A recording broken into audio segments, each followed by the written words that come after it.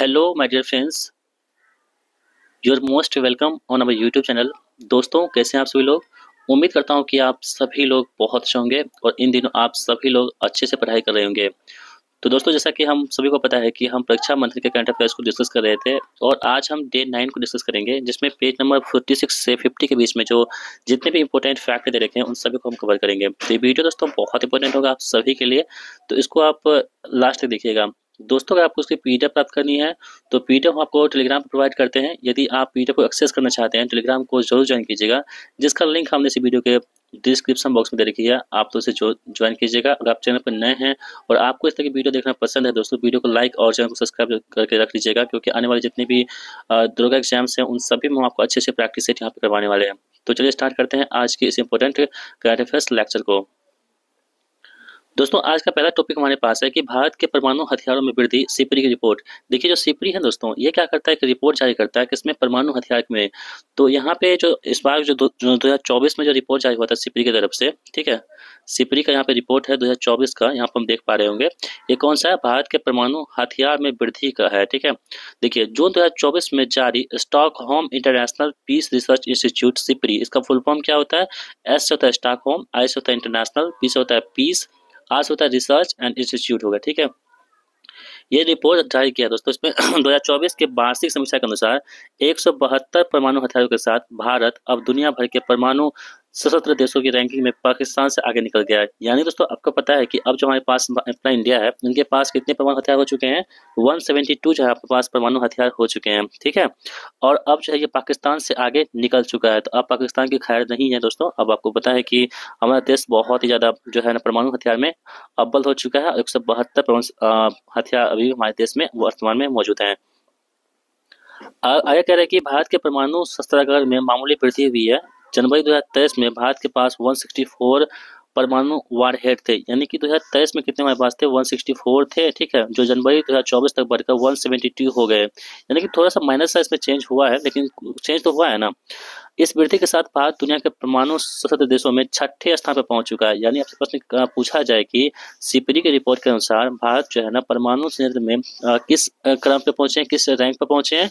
तो दोस्तों, हमारा देश जो है ना भारत, वो किस रैंक पर पहुंच चुके हैं, 6ठे स्थान पर पहुंच चुके हैं सिपरी की रिपोर्ट के अनुसार।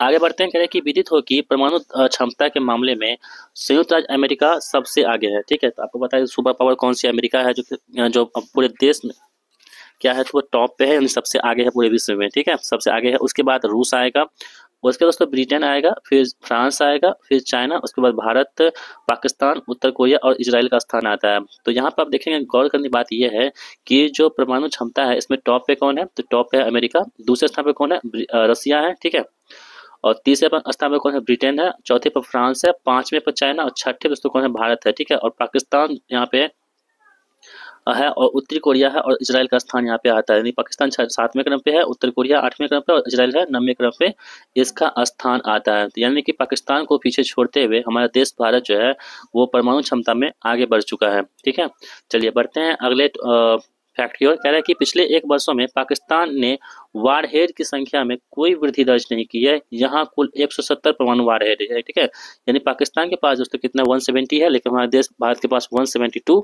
हो चुका है सिपरी के रिपोर्ट के अनुसार। चलिए, ये बातें हो गई। अब बढ़ते हैं अगले टॉपिक और। अगला टॉपिक हमारे पास क्या है कि भारत ने पहली बार 2024-2026 के लिए कोलंबो प्रोसेस की अध्यक्षता संभाली है। तो दोस्तों आपको हम क्या बताए थे कि जब भी कोई देश में या विदेश में या कोई बिहार में जब भी कोई पहली बार होता है ना, तो वो आपके एग्जाम को पॉइंट्स यहाँ पे बनता है। इसलिए यहाँ पे क्या रहा है कि भारत ने पहली बार 2024-26 के लिए कोलंबो प्रोसेस की अध्यक्षता संभाली है। क्वेश्चन आपसे पूछ सकता है कि 2024-26 के लिए कोलंबो प्रोसेस की अध्यक्षता किसने संभाली दोस्तों, तो अपना देश भारत ने पहली बार इसे संभाली है। ये इंपॉर्टेंट आप सभी के लिए होगा। कह रहे कि हाल ही में भारत ने कार्यकाल 2024-26 के लिए कोलंबो प्रोसेस की अध्यक्षता संभाली है। यह पहली बार है कि भारत ने 2003 में अपनी स्थापना के बाद से कोलंबो प्रोसेस की अध्यक्षता ग्रहण की है। ठीक है, तो जो कोलंबो प्रोसेस है ना, इसकी स्थापना कब हुई थी, तो 2003 में स्थापना होती है, और 2003 के बाद इस बार पहली बार भारत ने इसकी अध्यक्षता ग्रहण की है, संभाली है। देखिए, हम बात कर रहे थे कि कोलंबो प्रोसेस है क्या। तो कोलंबो प्रोसेस दक्षिण और दक्षिण पूर्व यानी कि साउथ ईस्ट एशिया के प्रवासी श्रमिक मूल के देशों की एक क्षेत्रीय परामर्श प्रोसेस है। ठीक है, यह एक नॉन बॉन्डिंग प्रोसेस है जो प्रवासन के प्रबंध में सुधार और प्रवासी श्रमिकों के अधिकारों की रक्षा पर चर्चा की सुविधा प्रदान करती है। यह प्रवासी रोजगार पर सर्वोत्तम प्रथाओं के आदान प्रदान के लिए एक मंच के रूप में भी काम करता है। कौन सा? तो कोलंबो प्रोसेस। विदित हो कि कोलंबो प्रोसेस में एशिया के 12 सदस्य राज्य और 8 पर्यवेक्षक राज्य इसमें शामिल है, जिसमें देखिए 22 सदस्य देश हैं, इसमें कौन कौन शामिल हो जाएंगे? तो अफगानिस्तान शामिल होगा, बांग्लादेश शामिल है, चाइना है, भारत है, इंडोनेशिया है, नेपाल है, पाकिस्तान भी है, फिलीपींस भी है, श्रीलंका भी है, थाईलैंड भी है, वियतनाम है और कम्बोडिया। ये जो है ना कोलंबिया प्रोसेस में ये सभी देश जो है 12 देश इसमें शामिल है, जिसमें आपके भारत भी है, पाकिस्तान भी है, नेपाल भी है और बांग्लादेश भी है, श्रीलंका भी है। जितने दोस्तों आपको पता है ना, जितने भी हमारे देश के पड़ोसी देश होते हैं ना, वो आपको इसके बारे में जितने भी करंट अफेयर्स पढ़ते हैं सबको ध्यान रखना होगा, क्योंकि आपके एग्जाम में ना कोई भी एग्जाम देख लीजिए बिहार का या भारत का, वहाँ पे क्या होता है कि जितने पड़ोसी देश हमारे पास होते हैं, जैसे कि अफगानिस्तान हो गया, श्रीलंका हो गया, भूटान हो गया, इंडोनेशिया हो गया, पाकिस्तान हो गया, नेपाल हो गया, इसमें जो भी कुछ घटित होती है ना इंटरनेशनल तौर पे, तो वही आपके एग्जाम का पॉइंट्स बनते हैं। तो इन सभी देशों जितने आसपास के देश है ना, सभी पर आपको नजर अच्छे से बना के रखना है, ताकि आपके एग्जाम में एक भी प्रश्न यहाँ से नहीं छूटेगा। और इसमें 8 पर्यवेक्षक देश हैं। इसमें बहरीन हो गया, इटली हो गया, कुवैत हो गया, मलेशिया हो गया, कतर हो गया, कोरिया गणराज्य हो गया, सऊदी अरबिया हो गया और संयुक्त अरब अमीरात यूएई इसमें शामिल है पर्यवेक्षक देश के रूप में। ठीक है, अब आगे बढ़ते हैं। कह रहे हैं कि हांगकांग द्वारा भारतीय मसालों पर प्रतिबंध लगा दिया गया है। तो दोस्तों हांगकांग ने ना अभी रिसेंटली क्या किया था कि भारतीय जो मसाले हैं इस पर क्या किया था, प्रतिबंध लगा दिया था। ठीक है, अप्रैल 2024 में हांगकांग ने एथिलीन ऑक्साइड की मौजूदगी के कारण भारत के मसाला ब्रांड एवरेस्ट एवं एमडीएच के 4 मसाला उत्पादों पर प्रतिबंध लगा दिया था। तो दोस्तों आपको पता है कि हमारे देश में एवरेस्ट और एमडीएच बहुत ही फेमस है। इसमें दोस्तों मसाले में क्या होता है ना कि इसमें एक एथिलीन ऑक्साइड होता है। ठीक है, इसी वजह से जो है ना एवरेस्ट को एमडीएच के 4 मसालों को प्रतिबंध लगा दिया। किसने? हांगकांग ने लगा दिया था। किसने? हांगकांग ने इसे लगा दिया था। विदित हो कि इससे पूर्व भारत के कुछ मसाला उत्पादों पर इसी प्रकार के प्रतिबंध सिंगापुर फूड एजेंसी द्वारा भी हाल ही में लगाए गए थे। तो दोस्तों कुछ हानिकारक जो चीजें होती है ना मसाले में यूज किया जाता है, जिसकी वजह से कोई देश जो होते हैं सॉरी, उसको लगता है कि हमारे देश के लिए खतरा हो सकता है, इसलिए वो क्या करते हैं, भारतीय मसाले को यहाँ पे बैन कर देते हैं। ठीक है, उल्लेखनीय है कि एथिलीन ऑक्साइड का एक मानव निर्मित रसायन है, जिसका उपयोग मुख्य रूप से एथिलीन ग्लाइकोल बनाने के लिए इस्तेमाल करते हैं। तो उल्लेखनीय है कि जो एथिलीन ऑक्साइड होता है एक मानव निर्मित रसायन होता है, इसका उपयोग मुख्य रूप से एथिलीन ग्लाइकोल बनाने में इसका इस्तेमाल किया जाता है। इस बात को भी आपको ध्यान रखना होगा। बढ़ते हैं आगे। एथिलीन ऑक्साइड का काफी अल्प मात्रा में उपयोग कीटनाशक और स्टरलाइजिंग एजेंट के रूप में भी किया जाता है। देखिए एथिलीन ऑक्साइड इसलिए हम उपयोग करते हैं, जो मसाला होती है वो खराब ना हो, इसी वजह से हम क्या करते हैं यहाँ पे एथिलीन ऑक्साइड का इस्तेमाल करता है। किसमें? मसाले में, जिसमें कि जैसे कि आपका एवरेस्ट हो गया और एमडीएच मसाले जो होते हैं इसमें एथिलीन ऑक्साइड का उपयोग किया जाता है। क्यों? क्योंकि कीटनाशक और स्टरलाइजिंग एजेंट के रूप में इसका इस्तेमाल किया जाता है। आगे बढ़ते हैं। यह मुख्य रूप से मानव केंद्रीय तंत्रिका तंत्र, अवसाद तथा आंखों एवं श्लेष्म झिल्ली को प्रभावित करता है। तो दोस्तों इसकी जो हानिकारक क्या क्या होती है, जिसमें केंद्रीय तंत्रिका तंत्र जो होते हैं, ठीक है, ये आपको प्रभावित होती है। साथ ही आपके पास आंखों एवं श्लेष्म झिल्ली जो होती है सभी क्या होती है यहाँ पे प्रभावित होती है। किससे? एथिलीन ऑक्साइड से। ठीक है, इसलिए हांगकांग ने क्या किया था, भारत के जो मसाले हैं एमडीएच और एवरेस्ट को इन्होंने बैन कर दिया था अपने यहाँ। चलिए नेक्स्ट देख लेते हैं। कह रहे हैं कि रोमानिया और बुल्गारिया आंशिक रूप से शेंगेन क्षेत्र में शामिल हो गया है। तो रोमानिया और बुल्गारिया जो देश हैं दोस्तों, ये क्या हुए हैं, अभी आंशिक रूप से शेंगेन जो क्षेत्र है यहाँ पे इसमें शामिल हो गए हैं। 1 अप्रैल 2024 को रोमानिया और बुल्गारिया आंशिक रूप से शेंगेन क्षेत्र में शामिल हो गए हैं। ठीक है, शेंगेन क्षेत्र में शामिल हो गए हैं। अब शेंगेन क्या है आगे हम देखेंगे। जो यूरोप का आईटी चेक मुख्य यात्रा क्षेत्र है, ये दोनों देशों के यूरोपीय संघ के साथ एकीकरण में एक महत्वपूर्ण कदम भी है। हालांकि ऑस्ट्रिया के विरोध के कारण भूमि सीमा पर जांच जारी रहेगी, जिसके अवैध प्रयास की चिंताओं के कारण लंबे समय से उनकी कोशिश को अवरुद्ध कर रखा है। देखिए शेंगेन क्या है हम बात करेंगे, तो शेंगेन दोस्तों होता है क्या ना कि शेंगेन एक यूरोपीय वीजा मुक्त क्षेत्र है। यानी कि शेंगेन एक ऐसा क्षेत्र है जो क्या है, तो वीजा मुक्त क्षेत्र है, जिसमें 29 देश शामिल है। कितने देश हैं? 29 देश शामिल। क्वेश्चन आपसे पूछेगा कि शेंगेन क्षेत्र में जो है ना, शेंगेन में कितने देश शामिल है, तो आपको बताना होगा कि उसमें टोटल 29 देश शामिल है। ठीक है, जिन्होंने आंतरिक सीमाओं को समाप्त कर दिया है और इसके बजाय बाहरी सीमाओं को मजबूत करने पर ध्यान केंद्रित किया है। शेंगेन क्षेत्र के नागरिकों को इस क्षेत्र में एक देश से दूसरे देश में जाने की अनुमति है, जैसे कि पूरा क्षेत्र एक ही देश हो। ठीक है, यानी कि यहाँ पे जो है ना वीजा फ्री है, तो आप जो है जितने भी 29 देश हैं ये एक दूसरे से क्या यहाँ पे घूम सकते हैं, चल सकते हैं, कुछ भी कर सकते हैं। ठीक है, चलिए, ये दोस्तों जो टॉपिक हमारे पास है ना अभी का, ये बहुत ज़्यादा इंपॉर्टेंट है और इस टॉपिक से आपके एग्जाम में निश्चित प्रश्न पूछे जाएंगे। आप उनसे लिख भी सकते हैं, लिखवा ले सकते हैं कि ये प्रश्न आपके एग्जाम में बनेंगे बनेंगे, चाहे कोई भी एग्जाम हो भारत का, उसमें ये प्रश्न आपके एग्जाम में बनेंगे। आप इसको ध्यान से देख लीजिएगा। कह रहा है कि कृत्रिम बुद्धिमत्ता पर पहला वैश्विक प्रस्ताव हो रहा है। आपको हम कई बार बता चुके हैं, इस बात को हाईलाइट किए हैं दोस्तों, कि जब भी कोई चीज़ पहली पहली बार होता है ना, चाहे वो वर्ल्ड में हो, चाहे बिहार में हो, चाहे इंडिया में हो, तो वो इम्पोर्टेंट होता है आपके एग्जाम के लिए और वो एग्जाम का पार्ट्स बनता है और ऐसा देखा गया कि पार्ट्स बने हैं एग्जाम का। तो यहाँ पे कह रहे हैं कि कंप्यूटर बुद्धिमत्ता पर पहला जो वैश्विक प्रस्ताव है, देखिए 24 मार्च 2024 को संयुक्त राष्ट्र महासभा ने सर्वसम्मति से आर्टिफिशियल इंटेलिजेंस एआई पर पहला वैश्विक प्रस्ताव पारित किया। दोस्तों अभी आपको पता है कि हमारा देश जो है ना, एआई, हमारा देश का पूरा विश्व जो है एआई के पीछे पड़ा हुआ है। तो इसी पे जो सम्मेलन हो रहा है, कौन सा, संयुक्त राष्ट्र महासभा ने सर्वसम्मति से आर्टिफिशियल एजेंसी पर पहला वैश्विक प्रस्ताव को पारित कर दिया है। ठीक है, 24 मार्च को संयुक्त राज्य अमेरिका द्वारा प्रायोजित और रूस, चाइना और क्यूबा सहित 123 देशों द्वारा सह प्रायोजित इस प्रस्ताव का उद्देश्य सुनिश्चित करना है कि शक्तिशाली नई तकनीक सभी देशों को लाभान्वित करे, मानवाधिकारों का सम्मान करे और सुरक्षित और भरोसेमंद हो। यानी कि जो हमारे पास एआई है ना, इसका इस जो सम्मेलन हो रहा है, ठीक है, इस सम्मेलन का उद्देश्य क्या है, तो जो जो नई तकनीक है आई है एआई वाली, वो सभी देशों को क्या क्या लाभ पहुंचाए, साथ ही जो मानवाधिकार होते हैं उसका सम्मान भी करे और साथ ही सुरक्षित और भरोसेमंद भी हो। ये इस पर चर्चा करने के लिए एक समिट बुलाई जाएगी। यहाँ पे 24 मार्च 2024 को ये पारित हुई है। एआई तकनीक से देश के विकास में इसके संभावित जोखिमों और लाभों के बारे में चिंताएं बढ़ा दी है, जिसमें मानवाधिकारों, व्यक्तिगत डेटा संरक्षण और लोकतांत्रिक प्रक्रियाओं पर इसका प्रभाव शामिल है। ठीक है, तो दोस्तों जो एआई है ना, यहाँ पे एआई में तो देखिए कोई भी चीज होती है ना, तो अपने आप में इसमें कुछ प्रोज भी होते हैं, कुछ कॉन्स भी होते हैं। तो एआई जहाँ तक अच्छा है, कोई भी काम को बहुत ही सरलता से करता है, बहुत ही आसानी से, बहुत कम समय में कर देता है। वहीं बहुत से लोगों के इसमें जो है जॉब भी चली जाती है। साथ ही आप ये देखेंगे कि कुछ जो डाटा होते हैं, पर्सनल डाटा, वो भी लीक यहाँ पे होने की संभावना पूरी रहती है।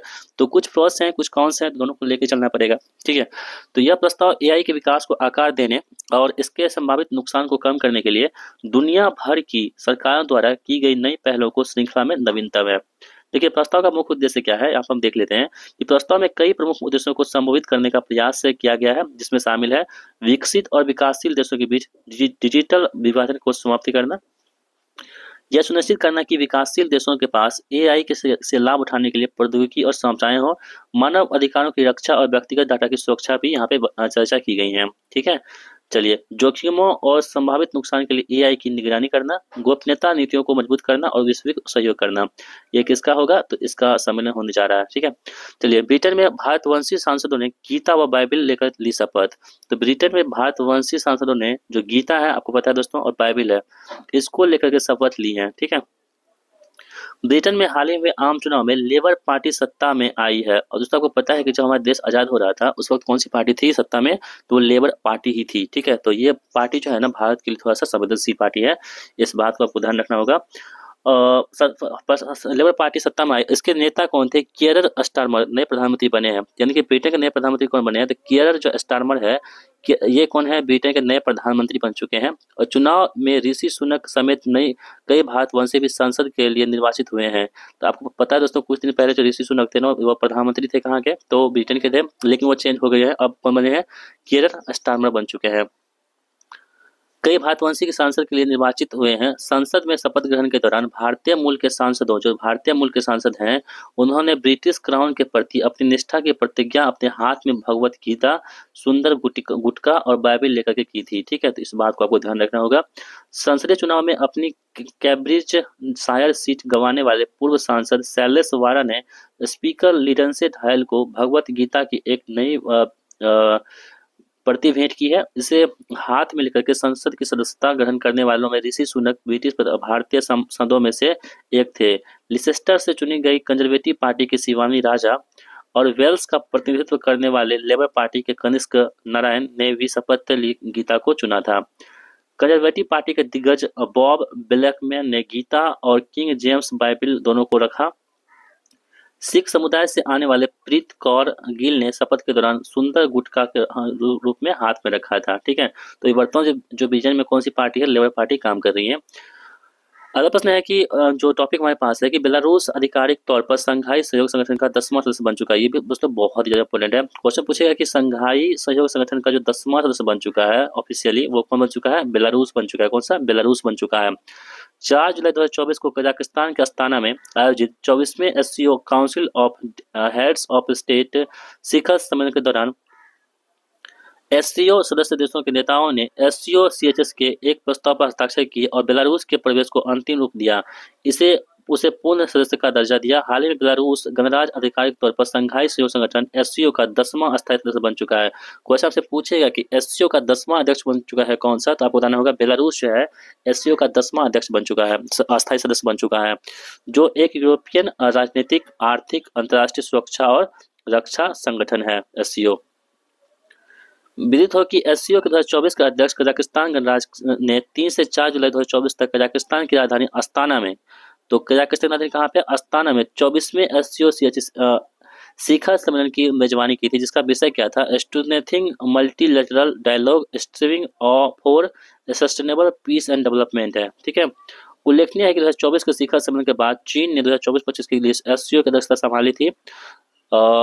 किंगदाओ को 2024-25 के लिए एससीओ की पर्यटन और सांस्कृतिक राजधानी नियुक्त किया गया है। तो ये क्वेश्चन इंपोर्टेंट हो सकता है आप सभी के लिए कि 2024-25 के लिए है ना, किसको एससीओ की पर्यटन और सांस्कृतिक राजधानी नियुक्त किया गया है? दोस्तों क्या नाम उसका? किंगदाओ। क्या है? किंगदाओ को एससीओ की पर्यटन और सांस्कृतिक राजधानी नियुक्त किया गया है 2024-25 के लिए।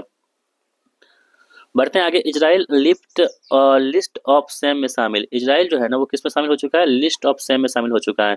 इजराइल हमास और फिलिस्तीन इस्लामिक जिहाद को संयुक्त राष्ट्र की तथाकथित लिस्ट ऑफ सेम में शामिल किया गया है। ठीक है। हालांकि आधिकारिक रूप से इस सूची की अभी जारी नहीं किया गया है। कौन कौन देश हैं इस सूची में? इजराइल और हमास को पहली बार इस सूची में शामिल किया गया है। इससे पहले रूस थे, इस्लामिक स्टेट, अल कायदा, बोको हराम, Afghanistan, Iraq, Myanmar, Somalia, Syria और यमन को इस सूची में शामिल किया जा चुका है। पिछले साल रूस को इस सूची में भी शामिल किया गया था। क्या है list of same? List of same दोस्तों क्या है? तो सशस्त्र देशों संघर्ष में बच्चों के खिलाफ कथित अधिकार उल्लंघन का दस्तावेजीकरण किया गया है। इजराइल पर बच्चों के खिलाफ गंभीर अधिकारों के उल्लंघन का आरोप लगाया गया है। चलिए नेक्स्ट टॉपिक हमारे पास है कि पेट्रो डॉलर सौदा। ठीक है। सऊदी अरब ने अमेरिका के साथ में 80 साल पुराने पेट्रो डॉलर सौदे को आगे ना बढ़ाने का फैसला किया है। यह सौदा हाल ही में समाप्त हो गया है। तो यानी कि पेट्रो जो डॉलर सौदा है ये किसके बीच में होता है? सऊदी अरेबिया और अमेरिका के बीच में होता है। 80 साल पुराना है, जिसको अभी समाप्त कर दिया गया है। क्या है? Petro dollar read. ठीक है। यहाँ पर हम देख पा रहे हैं क्या है। तो दोस्तों ये जो है हमारे पास, इस करार के तहत सऊदी अरब जैसे बड़े तेल उत्पादक देश को क्रूड ऑयल सिर्फ अमेरिकी डॉलर में ही बेचना था। इस करार के तहत सऊदी अरब अमेरिका के तहत अमेरिकी डॉलर यूएसडी में बेचने के लिए सहमत हुआ था। पहले बदले में अमेरिका की तरफ से उसे सैन्य सहायता और हथियार दिए जाते थे। पेट्रो डॉलर का मतलब वो डॉलर जो तेल बेचने वाले देशों जैसे कि सऊदी अरेबिया को तेल का व्यापार करने से मिलते हैं। लाडली ने पहली एआई सुंदरी का ताज जीता। ये दोस्तों इंपॉर्टेंट है, यहाँ पे बहुत ज्यादा इंपॉर्टेंट है। ये सवाल आपके एग्जाम में बनेंगे कि क्या है कि ये पहली एआई सुंदरी का ताज किसने जीता है? दोस्तों लाडली ने जीता है। किसने? लाडली ने। हिजाब पहनने वाले मोरक्को की केंजा सॉरी लाडली नहीं है, लाइली है, सॉरी। तो हिजाब पहनने वाले मोरक्को की केंजा लाइली ने हाल ही में दुनिया की पहली मिस एआई मॉडल का खिताब अपने नाम कर लिया है दोस्तों। तो दुनिया की पहली मिस एआई मॉडल का खिताब उसने जीत लिया है। तो ये जीत लिया है कौन सा? तो मोरक्को की केंजा लाइली ने जीत लिया है। वह एआई जनित मॉडल है जिसकी सुंदरता देखकर नकली असली में फर्क करना मुश्किल है। सोशल मीडिया प्लेटफॉर्म फेनेव्यू की ओर से आयोजित इस प्रतियोगिता में 1500 एआई मॉडल ने हिस्सा लिया था। फ्रांस की लालिना दूसरे और पुर्तगाल के आलिविया तीसरे स्थान पर हासिल हुए हैं। यह ताज पहनने के लिए प्रतियोगियों को उनकी सुंदरता, तकनीक और सोशल मीडिया पर लोकप्रियता के आधार पर आंका गया है। इसके अलावा मॉडल बनाने वाले एआई टूल की कितनी समझ है इसे रखा गया है। ठीक है। तो पहली जो बन चुकी है दुनिया की पहली मिस एआई मॉडल बन चुकी है, इसका नाम क्या है? लाइली है, केंजा लाइली। कहाँ की है? मोरक्को की है। कहाँ की है? मोरक्को की है। बढ़ते हैं आगे। यूएई द्वारा 10 वर्षीय ब्लू रेजिडेंस वीजा का शुभारंभ हुआ है। तो यूएई द्वारा किसके द्वारा? यूएई द्वारा 10 वर्षीय ब्लू रेजिडेंस वीजा का शुभारंभ अभी हाल ही में किया गया है। तो 15 मई 2024 को संयुक्त अमीरात यानी कि यूएई की कैबिनेट ने पर्यावरण संरक्षण और स्थिरता प्रयासों में महत्वपूर्ण योगदान देने वाले व्यक्तियों के लिए 10 वर्षीय ब्लू रेजिडेंस वीजा को मंजूरी प्रदान की है। अबू धाबी के कसर अल वतन में कैबिनेट बैठक के बाद उपराष्ट्रपति, प्रधानमंत्री और दुबई के शासक शेख मोहम्मद बिन साद राशिद द्वारा इसकी घोषणा की गई है। यूएई द्वारा शुरू किया गया यह वह वीजा एक दीर्घकालिक निवास कार्यक्रम है जो उन व्यक्तियों के लिए शुरू किया गया है जिन्होंने पर्यावरण संरक्षण के प्रति असाधारण समर्पण और प्रयास प्रदर्शित किए हैं। इस पहल का उद्देश्य पर्यावरण संरक्षण और स्थिरता के प्रति देश की प्रतिरक्षा के अनुरूप संयुक्त अरब अमीरात के भीतर और बाहर स्थिरता पहल को बढ़ावा देना है। आगे बढ़ते हैं, ऑपरेशन इंद्रावती को देख लेते हैं, बहुत ही ज़्यादा इंपॉर्टेंट है ये भी है। 21 मार्च 2024 को भारत सरकार ने हिंसाग्रस्त कैरिबियाई देश हैती में, कहाँ पे, हैती में फंसे भारतीयों को पड़ोसी देश डोमिनियन गणराज्य में स्थानांतरित करने के लिए ऑपरेशन इंद्रावती शुरू किया था। तो ऑपरेशन इंद्रावती किससे संबंधित है दोस्तों? ये जो कैरिबियाई देश हैती है ना, वहाँ से जो फंसे हुए भारतीय थे उसको डोमिनियन गणराज्य में शिफ्ट करने के लिए ये ऑपरेशन इंद्रावती को स्टार्ट किया गया था, ये भारत सरकार के द्वारा। यह भारत द्वारा शुरू किया गया एक निकासी अभियान है जिसके तहत हैती में फंसे भारतीयों को निकालना था। कहाँ पे? हैती में। ठीक है। विदेश मंत्रालय के अनुसार हैती में लगभग 75 से 90 भारतीय फंसे हुए हैं और उनमें से लगभग 60 ने भारत लौटने के लिए भारतीय अधिकारियों के पास पंजीकरण कराया था। पूर्व फ्रांसीसी उपनिवेश हैती में भारत का कोई राजनीतिक दूतावास नहीं है। हैती में यह कार्यवाही पड़ोसी देश डोमिनियन गणराज्य की राजधानी सेंटो डोमिंगो में स्थित भारतीय राजनीतिक मिशन की निगरानी में की गई है। हाल ही में भारत सरकार द्वारा किए गए निकासी अभियान, ठीक है, तो यहाँ पर दोस्तों हम देख लेते हैं।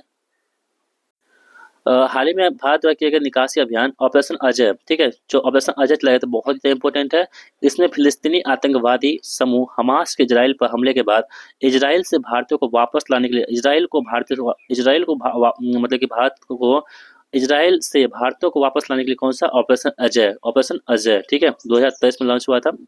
और है ऑपरेशन कावेरी, दोस्तों हम बात करेंगे तो यह गृह युद्ध से प्रभावित सूडान से भारतीय नागरिकों को, विदेशी नागरिकों को निकालने के लिए भारतीय सशस्त्र बलों द्वारा ऑपरेशन कावेरी शुरू किया गया है। तो कहाँ से? सूडान से। ऑपरेशन कावेरी कहाँ से? सूडान से लाने के लिए ऑपरेशन कावेरी को शुरू किया गया था। ऑपरेशन गंगा की हम बात करेंगे तो 2022 में लॉन्च हुआ था।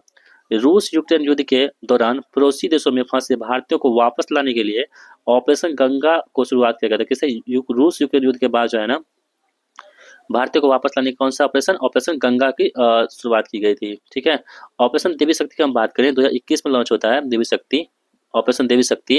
अफगानिस्तान सरकार के पतन और तालिबान द्वारा काबुल पर कब्जा करने के बाद अफगानिस्तान से भारतीय नागरिकों को, विदेशी नागरिकों को निकालने के लिए भारतीय सशस्त्र बलों द्वारा ऑपरेशन देवी शक्ति को शुरू किया गया था। ठीक है, तो इस बात को आपको ध्यान होगा, ये तीनों पॉइंट बहुत ज्यादा इंपॉर्टेंट है।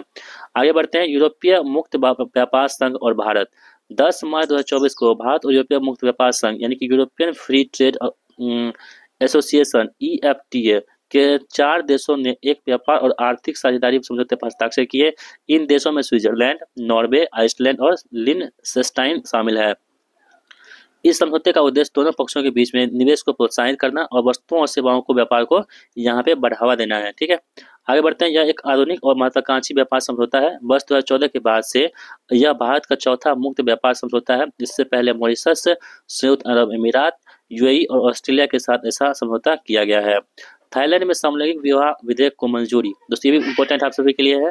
तो थाईलैंड में समलैंगिक विवाह विधेयक को मंजूरी प्रदान की गई है।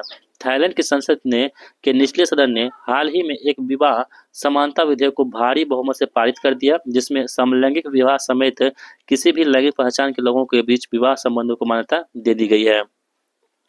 इस विधेयक के कानून बनने के साथ थाईलैंड किसी भी लैंगिक पहचान वाले जीवन साथियों के समानता का अधिकार को कानूनी मान्यता देने वाला दक्षिण पूर्व एशिया का पहला देश बन चुका है। दोस्तों तो यानी कि जो समलैंगिक विवाह को मान्यता देने वाला दक्षिण पूर्व एशिया का पहला देश कौन बन चुका है? तो वो कौन बन चुका है? थाईलैंड बन चुका है। विधेयक में नागरिक और व्यावसायिक संहिता में संशोधन कर पुरुषों और महिलाओं तथा पति और पत्नी शब्दों की जगह लोग और वैवाहिक जीवन साथी शब्द डाले गए हैं। ठीक है, यानी पुरुषों और महिलाओं की जगह तथा पति और पत्नी की जगह पर क्या शब्द डाले गए हैं? लोग और वैवाहिक जीवन साथी शब्द डाले गए हैं। यह विधेयक LGBTQ+ दंपतियों को पूरी तरह से कानूनी, वित्तीय और चिकित्सा अधिकार प्रदान करेगा। बढ़ते हैं अगले प्रश्न की ओर, मतलब टॉपिक की ओर। म्यांमार सरकार ने अनिवार्य सैन्य सेवा कानून लागू किया है। तो म्यांमार सरकार ने अनिवार्य सैन्य सेवा कानून को लागू कर दिया है। म्यांमार की सैन्य सरकार ने करीब 1 दशक पुराने अनिवार्य सैन्य सेवा कानून को हाल ही में लागू कर दिया है, जिसके तहत युवक युवतियों को इसके लिए बुलाए जाने पर कम से कम 2 साल तक सेना में सेवा देनी होगी। हाल ही में लागू किया गया यह कानून तत्काल प्रभाव से लागू हो गया। इस बारे में घोषणा सरकारी टेलीविजन पर की गई। यह कदम इस बात की स्वीकारोक्ति है कि सेना अपने शासन के खिलाफ देश भर में सशस्त्र प्रतिरोध का सामना कर रही है। सैन्य सरकार के प्रवक्ता मेजर जनरल मिन मिनतुन ने एक बयान में कहा है कि म्यांमार के मौजूदा हालात के चलते यह कानून लागू किया गया है। आज का अगला टॉपिक हमारे पास है कि लैंगिक समानता और बराबरी के लिए वैश्विक गठबंधन। जून 2024 में भारत ने वैश्विक आर्थिक मंच WEF की 54वीं वार्षिक बैठक के लेकर के लैंगिक समानता, बराबरी और पूरी दुनिया के कल्याण के लिए वैश्विक गठबंधन की घोषणा कर दी है। यह बिल मेलिंडा गेट्स फाउंडेशन द्वारा समर्थित संगठन है। जो हमारे पास ये है WEF है, ये कौन जारी करता है, मतलब WEF जो है यहाँ पे ये किससे संबंधित है, तो ये बिल मेलिंडा गेट्स फाउंडेशन द्वारा समर्थित ये क्या गठबंधन है। इसका संचालन CII centre for women leadership द्वारा किया जाएगा। WEF के संस्थापक और अध्यक्ष क्लास शवाब इस पहल के पूर्ण समर्थन के साथ भागीदार देश बनने पर सहमत हुए हैं। वैश्विक भलाई के लिए बने इस संगठन को Mastercard, Uber, Tata, TVS, Bayer, Godrej, Serum Institute of India, Novartis, IMD Lausanne और CII के माध्यम से उद्योग जगत के 10,000 से अधिक भागीदारों ने इसे समर्थन इसे मिला है। बढ़ते हैं अगले टॉपिक की ओर। अगला टॉपिक हमारे पास है कि भारत सऊदी अरब हज समझौता 2024। 7 जनवरी 2024 को जद्दा में भारत और सऊदी अरब ने द्विपक्षीय हज समझौता 2024 पर हस्ताक्षर किए हैं। इस समझौते पर केंद्रीय महिला बाल विकास मंत्रालय के मंत्री स्मृति ईरानी थी, अब वो हट चुकी है, और विदेश राज्य मंत्री वी मुरलीधरन और सऊदी अरब के हज और उमरा मंत्री तौसीफ बिन फौजन अल रबिया ने हस्ताक्षर किए हैं। इस हज यात्रा 2024 के लिए भारत ने कुल 1,75,025 हज यात्री को कोटा तय किया है। ठीक है, तो दोस्तों ये थोड़ा सा ओल्ड हो चुका है क्योंकि जनवरी मंथ का है और हम लोग जनवरी 2025 में पहुंच चुके हैं। ठीक है, तो ये थोड़ा सा ओल्ड हो चुका है, इससे हम थोड़ा सा नेगलेक्ट करके चलेंगे क्योंकि ये जो है ना मंत्रिमंडल भी चेंज हो चुका है, तो ये प्रश्न पूछे जाने की थोड़ी सी कम उम्मीद है। चलिए टिप्पणियां देख लेते हैं हम लोग। नोटेड्रम कैथेड्रल की क्या टिप्पणियां हैं। 7 दिसंबर 2024 को फ्रांस सरकार द्वारा पेरिस स्थित नोटेड्रम कैथेड्रल में विनाशकारी आग के 5 वर्ष के बाद जनता के लिए फिर से खोल दिया गया। यह पेरिस ली डा ला साइट नाम से एक छोटे से आइसलैंड पर स्थित है। इसका निर्माण 1163 ईस्वी में राजा लुइस 7 के काल में बिशप मोरिस डी सुली द्वारा निर्माण किया कार्य शुरू हुआ और 1345 में यह बनकर तैयार हुआ था। ठीक है, आगे हमारे पास है स्कारबोरो सोल। नवंबर 2024 में चीन के दक्षिण चीन सागर में विवादित स्कारबोरो सोल के आसपास आधार रेखाओं बेसलाइन को चिन्हित करते हुए भौगोलिक निर्देशांक जारी किए गए। विदित हो कि स्कारबोरो सोल दक्षिण चीन सागर में छोटी चट्टानों एवं द्वीपों पर एक श्रृंखला है। यह फिलीपींस के मुख्य द्वीप जो लुजोन के काफी निकट है और उसके विशेष आर्थिक क्षेत्र में स्थित है। यह सोल वर्ष 2012 के चीन के नियंत्रण में है। स्कारबोरो सोल पर कोई संरचना निर्मित नहीं की गई है। आगे बढ़ते हैं।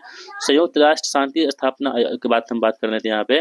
तो नवंबर 2024 में भारत ने वर्ष 2025-26 के लिए संयुक्त राष्ट्र शांति निर्माण आयोग PBC में पुनः निर्वाचित किया गया।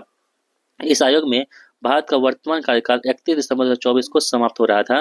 संयुक्त राष्ट्र शांति स्थापना आयोग एक अंतर सरकारी सलाहकारी निकाय है जो संघर्ष प्रभावित देशों में शांति प्रयासों का समर्थन करता है। इसका उद्देश्य व्यापक वैश्विक शांति एजेंडे में अंतर्राष्ट्रीय समुदाय की क्षमता में महत्वपूर्ण योगदान देना तथा इसे आगे बढ़ाना है। इसमें 31 देश इसमें शामिल है, जिसमें महासभा, सुरक्षा परिषद और आर्थिक एवं सामाजिक परिषद भी से चुना जाता है। विश्व हरित अर्थव्यवस्था सम्मेलन की हम बात कर लेकर, तो विश्व जो हरित अर्थव्यवस्था सम्मेलन है अक्टूबर 2024 में विश्व हरित अर्थव्यवस्था शिखर सम्मेलन के 10वें संस्करण आयोजन दुबई में किया गया था। कहाँ पे? दुबई में किया गया था। इस दौरान विश्व हरित अर्थव्यवस्था मंच का शुभारंभ किया गया, जिसमें क्या हुआ था, वैश्विक नेताओं और विशेषज्ञों और पर्यावरण संबंधी चुनौतियों से निपटने के लिए एक साथ लाया गया है। यह हरित अर्थव्यवस्था पर अग्रणी वैश्विक मंचों में से एक है जो वैश्विक हरित अर्थव्यवस्था एवं संधारणता एजेंडे को आगे बढ़ाने और संयुक्त राष्ट्र सतत विकास लक्ष्यों को प्राप्त करने पर ध्यान करने के लिए दुनिया भर के महत्वपूर्ण क्षेत्रों के विश्व स्तरीय विशेषज्ञों के लिए एक साथ लाना होता है। ऑस्ट्रेलिया में सोशल मीडिया उपयोग पर प्रतिबंध लगा दिया गया। तो ये बहुत ही चर्चे में खबर था। जो ऑस्ट्रेलिया में सोशल मीडिया प्लेटफॉर्म है ना, इस पे प्रतिबंध लगा दिया गया है।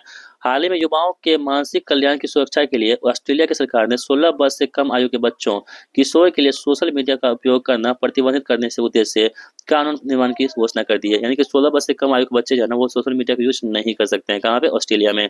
ऑस्ट्रेलिया द्वारा घोषित किए गए नवीन उपाय इंटरनेट या सूचना तक पहुंच को अवरुद्ध नहीं कर रहे हैं। ये केवल इंस्टाग्राम एवं फेसबुक जैसे प्लेटफॉर्म तक पहुंच को सीमित कर रहे हैं, क्योंकि शरीर की विकृत छवि, सामाजिक अवसाद एवं डिजिटल लत के कारण इसका हानिकारक प्रभाव पड़ता है। ग्लोबल नेटवर्क संचालन समिति में भारत का चयन। सितंबर 2024 में भारत को वैश्विक भ्रष्टाचार विरोधी मंच ग्लोब नेटवर्क की 15 सदस्यीय संचालन समिति के लिए बीजिंग में विभिन्न चरणों के मतदान के बाद चुना गया। विदित हो कि ग्लोबल नेटवर्क में नेतृत्व प्रदान करने के लिए संचालन समिति में एक अध्यक्ष, एक उपाध्यक्ष और 13 सदस्य होते हैं। ग्लोब नेटवर्क में 121 सदस्य देश और 219 सदस्य प्राधिकार शामिल हैं। उल्लेखनीय है कि बीजिंग में भ्रष्टाचार निरोधक कानून प्रवर्तन प्राधिकारियों के वैश्विक परिचालन नेटवर्क ग्लोब नेटवर्क को 5वीं पूर्ण बैठक के दौरान बहुचरणीय मतदान प्रक्रिया के बाद से भारत को संचालन समिति के लिए चुना गया है। ठीक है। संज्ञानात्मक परीक्षण यानी कॉग्निटिव टेस्ट यहाँ पे देख लेते हैं हम लोग। जुलाई 2024 में अमेरिका में आगामी राष्ट्रपति चुनाव के मद्देनजर वर्तमान अमेरिकी राष्ट्रपति जो बाइडेन की क्षमता जांचने के लिए उसका संज्ञानात्मक परीक्षण किया गया, जिसमें वे विफल रहे। संज्ञानात्मक परीक्षण संज्ञान से जुड़ी समस्याओं की जांच करता है, जिसमें मस्तिष्क के कार्य जैसे सोचना, सीखना, याद रखना और निर्णय और भाषा का उपयोग करना शामिल है। संज्ञानात्मक के संबंध समस्याओं को संज्ञानात्मक दुर्बलता कहा जाता है। यह प्रायः वृद्ध व्यक्तियों में प्रभावित करती है, किंतु यह वयस्कों एवं बच्चों को भी प्रभावित करता है। संज्ञानात्मक परीक्षण में सरल, त्वरित एवं बुनियादी परीक्षण शामिल होते हैं। बढ़ते हैं अगले टॉपिक की ओर। भारत निर्वाचन आयोग का उज्बेकिस्तान चुनाव आयोग के साथ समझौता। अक्टूबर 2024 में भारत निर्वाचन आयोग ने उज्बेकिस्तान चुनाव आयोग के साथ एक समझौते पर हस्ताक्षर किए हैं। यह समझौता लोकतंत्र के पारस्परिक लाभ के लिए दोनों चुनाव प्रबंधन निकायों के बीच बातचीत को मजबूत तथा गहन बनाएगा। विदित हो कि राजीव कुमार आगामी चुनाव के अंतर्राष्ट्रीय पर्यवेक्षक के रूप में वहां थे। उल्लेखनीय है कि उज्बेकिस्तान में 27 अक्टूबर 2024 को मतदान संपन्न हुआ। ऑपरेशन सद्भाव की हम बात करें दोस्तों, तो हाल ही में भारत ने टाइफून यागी से प्रभावित म्यांमार, लाओस और वियतनाम की मदद के लिए ऑपरेशन सद्भाव लॉन्च किया। इसके तहत दक्षिण पूर्व एशियाई देशों की टाइफून यागी के विनाशकारी प्रभाव से निपटने की मदद से भारत ने मानवीय राहत सहायता भेजी। भारत ने सूखा राशन, कपड़े और दवाओं सहित 10 टन सहायता नौसैनिक जहाज INS सतपुरा को म्यांमार भेजी थी। उसका INS सतपुरा को म्यांमार में भेज दिया था। भारतीय वायुसेना ने C-17 सैन्य परिवहन विमान से लाओस तक 10 टन राहत सामग्री पहुंचाई, जबकि वियतनाम को 35 टन सहायता भेजी जा रही है। ऑपरेशन सद्भाव भारत की एक्ट ईस्ट पॉलिसी के अनुरूप है। आगे बढ़ते हैं। कह रहे हैं कि ICT पहल। हाल ही में महत्वपूर्ण और उभरती प्रौद्योगिकी पर अमेरिका भारत पहल ICT की दूसरी बैठक दोनों देशों के बीच में 17 जून 2024 को नई दिल्ली में आयोजित की गई। बैठक की सह अध्यक्षता भारत के राष्ट्रीय सुरक्षा सलाहकार अजित डोभाल और संयुक्त राज्य अमेरिका के सब्बर जेक सुलिवन ने की थी। ICT दोनों देशों के बीच अंतरिक्ष अर्धचालक, उन्नत दूरसंचार, कृत्रिम बुद्धिमत्ता, क्वांटम जैव प्रौद्योगिकी और स्वच्छ ऊर्जा में रणनीतिक सहयोग को गहरा और विस्तारित करने में केंद्रित है। पहली ICT बैठक जनवरी 2023 में वाशिंगटन DCUS में आयोजित किया गया था। अब अगला हमारे पास है कि कच्चा तीबू द्वीप विवाद। कच्चा तीबू द्वीप विवाद कहाँ पे स्थित है? भारत श्रीलंका संबंधों और मत्स्य अधिकारों को विवादास्पद मुद्दे को लेकर के कच्चा तीबू द्वीप चर्चा में है। यह विवाद संबद्ध क्षेत्र में समुद्री सीमा विवादों का तथा मत्स्य मछली पकड़ना अधिकारों की जटिलता को उजागर करता है। तो कच्चा तीबू विवाद भारत और श्रीलंका के बीच में स्थित है। कच्चा तीबू भारत और श्रीलंका के बीच एक पाक जल संधि में 285 एकड़ में विस्तृत एक निर्जन द्वीप है। भारतीय तट से लगभग 33 किलोमीटर दूर रामेश्वरम के उत्तर पूर्व में यह द्वीप श्रीलंका के उत्तरी सिरे पर जाफना से लगभग 62 किलोमीटर के दक्षिण पश्चिम में स्थित है। एशियाई सर्वोच्च लेखा परीक्षा संस्थान संगठन 25 दिसंबर 2024 को नई दिल्ली में एशियाई सर्वोच्च लेखा परीक्षा संस्थान संगठन ASOSCI की 16वीं बैठक जो है ना की आयोजित की गई थी। इसमें भारत के नियंत्रक महालेखा परीक्षक को वर्ष 2024-27 के लिए ASOSCI का अध्यक्ष चुना गया। ठीक है। यह अंतर्राष्ट्रीय सर्वोच्च लेखा परीक्षा संस्थान में 7 क्षेत्रीय समूहों में से एक है। इसकी स्थापना 1979 में की गई थी। इसकी पहली सभा एवं गवर्निंग बोर्ड की बैठक मई 1979 में नई दिल्ली में आयोजित की गई थी। वर्तमान में से कुल सदस्य कितने? इसमें 48 सदस्य वर्तमान में है।